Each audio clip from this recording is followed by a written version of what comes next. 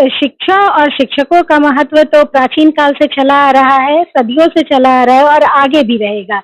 वो तो समाज के लिए एक आदर्श प्रस्तुत करते हैं, महत्व सर्वोपरि है और आगे भी रहेगा। हाँ, थोड़ा बदलाव आया है समाज में, क्योंकि शिक्षा काफ़ी हद तक अब पेड हो गई है, बहुत ज़्यादा पैसे लगने लगे हैं, तो अब शिक्षकों का भी सम्मान थोड़ा-सा कमा है।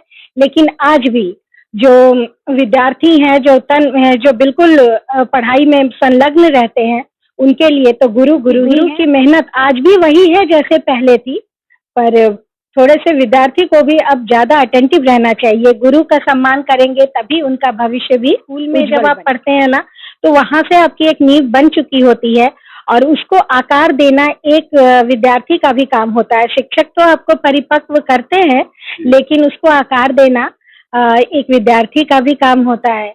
आज के ज़माने में भले ही गुरु द्रोणाचार्य बन जाएँ, पर शायद कोई विद्यार्थी एकलव्य नहीं बनता है, क्योंकि उन्हें तुरंत अपने गुरु पे ही शक होने लगता है। उन्हें लगता है नहीं, ये गुरु मेरे साथ नहीं अच्छा कर रहे हैं, मुझे उनके पास दौड़ना है, ये करना है। तो ऐसा नहीं होना चाहिए। जब आप किसी को मानते हैं तो आप उससे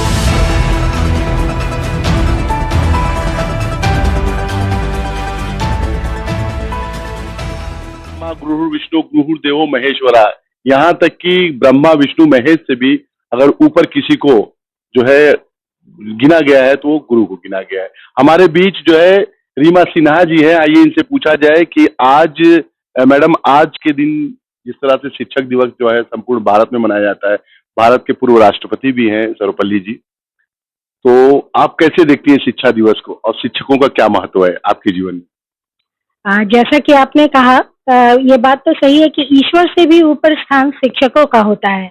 बोला भी गया है कि गुरु गोविंद दोनों खड़े, काके लागू पाए, और बलिहारी गुरु आपने गोविंद दियो बताए।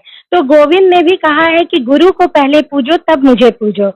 तो शिक्षा और शिक्षकों का महत्व तो प्राचीन काल से चला आ रहा है, सदियों से चला आ रहा है और आगे भी रहेगा। वो तो समाज के लिए एक आदर्श प्रस्तुत करते हैं, वो एक नई दिशा दिखाते हैं। गीली मिट्टी से जो हम लोग जो बच्चे रहते हैं, वो एक गीली मिट्टी, कच्ची मिट्टी होते हैं, उनको सांचे में ढालना काम शिक्षकों का ही रहता है। तो ये सदियों से ये प्रथा चली आ रही है। गुरु का महत्व सर्वोपरि है और आगे भी रहेगा। हाँ, थोड़ा बदलाव आया है समाज में, क्योंकि शिक्षा काफ़ी हद तक अब पेड हो गई है, बहुत ज़्यादा पैसे लगने लगे हैं, तो अब शिक्षकों का भी सम्मान थोड़ा-सा कमा है। लेकिन आज भी जो विद्यार्थी हैं, जो बिल्कुल पढ़ाई में संलग्न रहते हैं, उनके लिए तो गुरु ही है। गुरु का स्थान कोई नहीं ले सकता। खासकर जो है आजकल शिक्षा की नीति, आज आप देख रहे हैं शिक्षा की नीति, पहले के दौर में जो है जो विद्यार्थी थे बड़ी मेहनत करते थे और 50% नंबर लाने में भी बड़ी दिक्कत होती थी। आज 80% भी बच्चे आराम से ले लेते हैं। तो आपको क्या लगता है कि शिक्षा का स्तर गिरा या शिक्षक का स्तर गिरा? शिक्षा का स्तर तो नहीं गिरा। हाँ, पहले स्ट्रिक्ट मार्किंग होती थी, ये तो मैं कहूँगी। हम लोगों के भी टाइम में काफ़ी स्ट्रिक्ट मार्किंग होती थी। बहुत पढ़ने के बावजूद भी मार्क्स उतने अच्छे नहीं आते थे जितने अब 99.9% भी बच्चे ला रहे हैं। तो इसका रीज़न है क्योंकि थोड़ा-सा ना वो चेंज हुआ है, कुछ पैटर्न चेंज हुए हैं। जैसे अब ऑब्जेक्टिव्स पैटर्न अधिक होने लगे हैं, तो इसकी वजह से भी मार्किंग अच्छी होने लगी है। पहले हर कुछ सब्जेक्टिव रहता था, तो वो काफ़ी लेंथी आंसर्स रहते थे जिसमें आप किसी को फुल में फुल नहीं दे सकते थे, और ये ऑब्जेक्टिव रहने से मतलब मार्क्स भी बढ़ गए हैं। और शिक्षा का स्तर मेरे ख्याल से तो नहीं गिरा है। हाँ, विद्यार्थियों का स्तर मैं कहूँगी कि गिरा है, क्योंकि आज वो उतना सम्मान नहीं देते हैं शिक्षकों को जितना पहले देते थे। तो गुरु का सम्मान अब घट गया है, जबकि गुरु की मेहनत आज भी वही है जैसे पहले थी, पर थोड़े से विद्यार्थी को भी अब ज़्यादा अटेंटिव रहना चाहिए। गुरु का सम्मान करेंगे तभी उनका भविष्य भी उज्जवल बनेगा।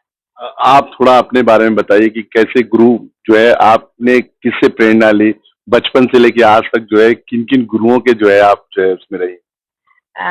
जैसा कि हर एक बच्चे की प्रथम गुरु तो उसकी माँ होती है। तो मेरी माँ लिखती भी बहुत अच्छा थी, तो बल्कि मेरी लेखनी की प्रेरणा भी मेरी मम्मी ही रही है।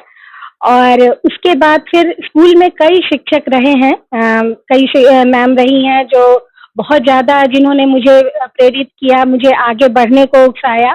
तो मैं उन सबों का तो नाम नहीं, लेकिन मैं सबको आज भी सादर नमन प्रणाम करना चाहती हूँ, क्योंकि उनकी वजह से ही मुझे जो भी आज मैं हूँ, तो कहीं न कहीं उसमें उनका हाथ है मेरी पढ़ाई-लिखाई में।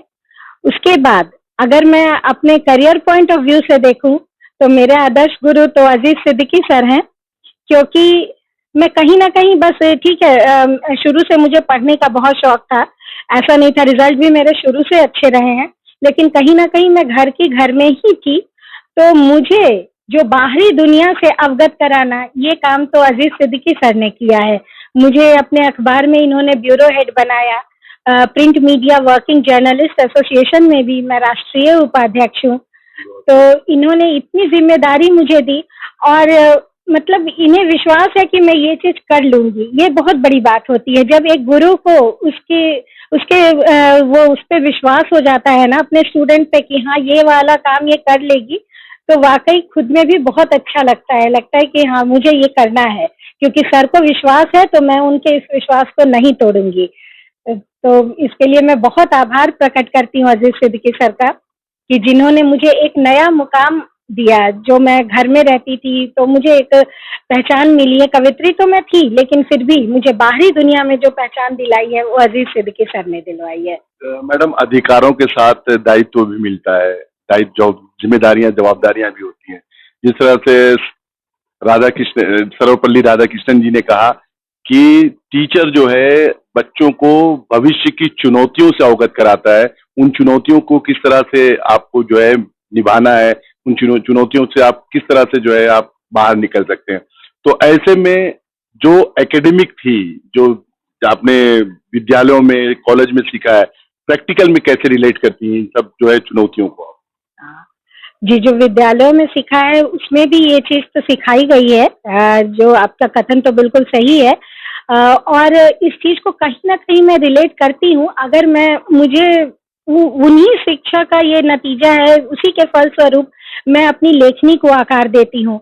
वरना अगर मैं विद्यालयों में कुछ ना सीखी होती, तो आज मेरी किताबें निकली हैं, या मैं जो भी लिखती हूँ, तो कहीं न कहीं प्रेरणा स्रोत तो मेरा वो स्कूल ही है, कि उसकी वजह से मैं आगे आई हूँ, या फिर मैं लिख सकती हूँ। तो ये सब कुछ एक दूसरे से तो रिलेटेड है। और मैं पुनः कहना चाहूँगी कि ये बात सही है कि स्कूल एक नींव होती है। स्कूल में जब आप पढ़ते हैं ना, तो वहाँ से आपकी एक नींव बन चुकी होती है, और उसको आकार देना एक विद्यार्थी का भी काम होता है। शिक्षक तो आपको परिपक्व करते हैं, लेकिन उसको आकार देना एक विद्यार्थी का भी काम होता है।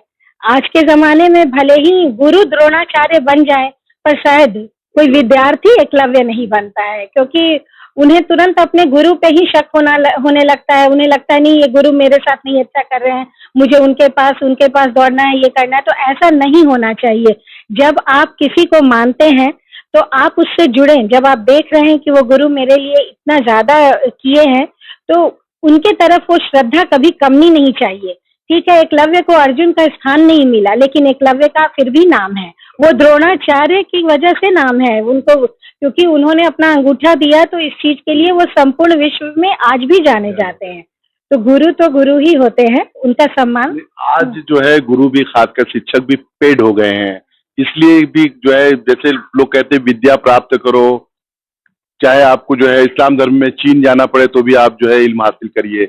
तो और इल्म का, विद्या की इतनी ज्यादा जो है महत्ता बताई गई कि जिसे कहा गया, न चोर हार्यम न च राज्य हार्यम न भात्र भाज्यम न च भारकारी वैकरत वर्धत विद्या धनम सर्वधनम प्रधानम। विद्या धन तो प्रधान है, लेकिन आज जो है वो विद्या बगैर पैसे के नहीं मिल रही है। तो ऐसे में उन शिक्षकों को आज के दिन जो है, जयंती के दिन, खासकर जो है सर्वपल्ली जी की जयंती के दिन, उन शिक्षकों को क्या अपील करना चाहेंगी कि जो लोगों में मानसिकता फैल रही कि आज शिक्षक पेड हो चुके हैं, तो उस पर आप क्या कहेंगे? ये तो सही बात है। एक्चुअली लोग अब चाहते हैं बड़े-बड़े स्कूलों में पढ़ाना। कोई सरकारी स्कूल में, कोई भी सामान्यतः कोई भी अच्छे घर के बच्चे नहीं जाते हैं सरकारी स्कूल में, और इसी का फायदा शायद ये प्राइवेट सेक्टर वाले उठाते हैं, प्राइवेट विद्यालय वाले। जो फीस तो उन्होंने वाकई इतनी बढ़ा दी है कि लोग अगर 1 या 2 बच्चे से ज्यादा रखने का सोचे भी, तो बहुत मुश्किल हो जाएगा, क्योंकि हम लोग चूंकि देते हैं फी, तो पता है कि बहुत ज्यादा अफोर्ड नहीं कर पाएंगे इतने।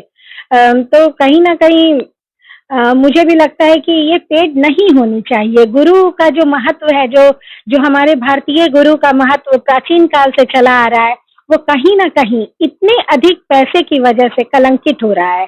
तो और अगर आप ले भी रहे हैं तो जो अफोर्ड कर सकते हैं उनसे लीजिए, लेकिन निःशुल्क शिक्षा प्रणाली वैसे तो सरकार ने चलाई है, लेकिन ये प्राइवेट स्कूलों में भी ये चलानी चाहिए कि जो बच्चे समर्थ नहीं है जो शिक्षा लेने में, और सरकारी विद्यालय में कहीं ना बहुत जगह तो अच्छी पढ़ाई होती है, कई जगह नहीं भी होती है, लेकिन प्राइवेट स्कूलों में पढ़ाई अच्छी होती है। तो मुझे ऐसा लगता है कि प्राइवेट स्कूल में भी ये प्रणाली होनी चाहिए कि जो बच्चों के पास जो अफोर्ड नहीं, जो माता पिता कर सकते हैं, उनके बच्चों को निःशुल्क शिक्षा दे, हाँ, या कंसेशन दे, जिससे वो भी आगे हो। वैसे मेरे बेटे के स्कूल में ये चीज होता है, स्टडी हॉल में ये चीज कराई जाती है, निःशुल्क भी। सरकार तो छात्रवृत्ति भी देती है। हाँ, सरकार तो दे रही है छात्रवृत्ति, लेकिन कहीं ना कहीं इसका मतलब हर लोग इसका लाभ नहीं उठा पा रहे हैं। हर वर्ग, मतलब जो लोग बहुत ज्यादा निम्न तबके के हैं, उन्हें उतनी जानकारी भी नहीं है और नहीं उतना लाभ उठा पा रहे हैं। रीमा जी, आप जो है खुद निहारिका साहित्य मंच जो है का संचालन करती हैं, आप संस्थापिका हैं उसकी। ऐसे में आप जो है साहित्यिक जो है जितने भी साहित्यकार हैं, आप सभी को जो है सम्मानित करती हैं, सबको अप्रिशिएट करती हैं उनके कार्यों को लेके। तो साहित्य और शिक्षा को आप कैसे रिलेट करते हैं? शिक्षा तो साहित्य दोनों एक दूसरे के पूरक है। अगर आप शिक्षित नहीं होंगे तो फिर आप अपनी लेखनी को कैसे आकार दे पाएंगे? तो ये कहीं ना कहीं शिक्षा और साहित्य दोनों एक दूसरे से जुड़ा हुआ है और दोनों समानांतर चलता है।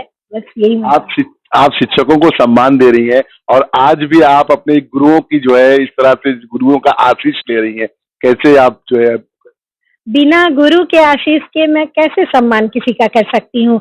हमारे ऊपर गुरु का वरद हस्त रहना बहुत ज्यादा जरूरी है।